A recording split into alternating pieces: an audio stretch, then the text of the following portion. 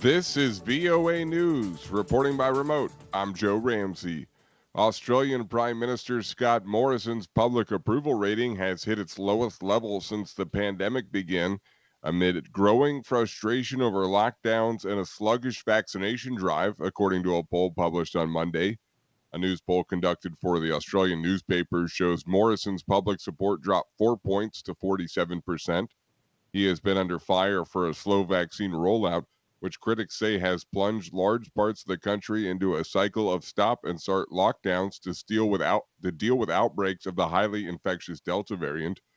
Approval of Morrison's handling of the pandemic has almost halved from a high of 85% in April last year during the peak of in the first wave of infections. Sydney and Melbourne, Australia's two largest cities, are under hard lockdowns, while southeast Queensland, home to the third largest city of Brisbane, came out of strict stay-at-home orders on Sunday. A former assistant who filed a criminal complaint against New York Governor Andrew Cuomo last week on accusations he groped her in the governor's executive mansion is speaking publicly for the first time. In a televised interview to be broadcast on Monday, she says the governor, quote, needs to be held accountable. She is one of 11 women Cuomo is accused of sexually harassing, according to an investigative report released by the state attorney's general office last week.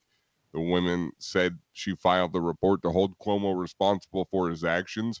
Quote, what he did to me was a crime, she said in an excerpt released by CBS on Sunday.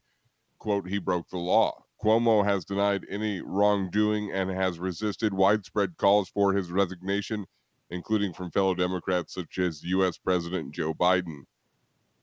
This is VOA News. Authorities in the U.S. said Sunday a monstrous fire in Northern California has grown to become the second largest wildfire in state history, with 3 people reported missing and thousands fleeing the advancing flames. The so-called Dixie Fire now covers an area larger than Los Angeles and is the largest active wildfire in the United States, one of only 11 major wildfires in the state of California.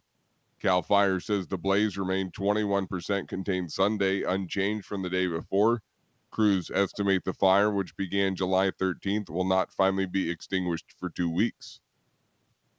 The Taliban tightened its hold around northern Afghanistan Sunday, capturing 3 more provincial capitals as they take their fight to cities after seizing much of the countryside in recent months.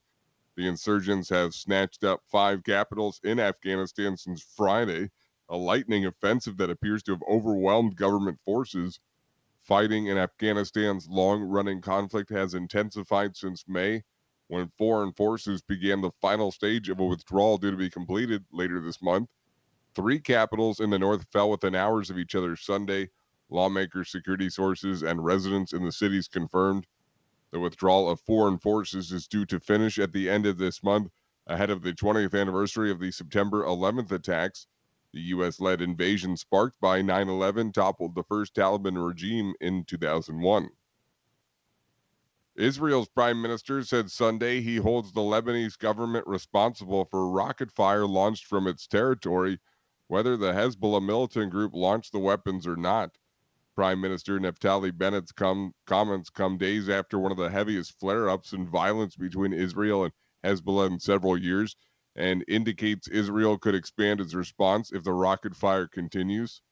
Over several days last week, militants in Lebanon launched a barrage of rockets into Israel, drawing rare Israeli airstrikes into Lebanon. In a statement on Sunday, UN Secretary General Antonio Guterres called on, quote, all parties to exercise utmost restraint, saying it was important for all sides to avoid actions that can further heighten tensions and lead to miscalculation. The United States surged past China for the lead in gold medals on the final day of the Tokyo Olympics on Sunday. The U.S. women's volleyball team beating Brazil and securing the Americans' 39th gold medal, one more than the Chinese delegation. Japan, the host country for the pandemic-delayed Summer Games, set a national record with 27 golds and won 58 medals overall. The closing ceremony wrapped up the Tokyo Olympics on Sunday. Reporting by remote, I'm Joe Ramsey, VOA News.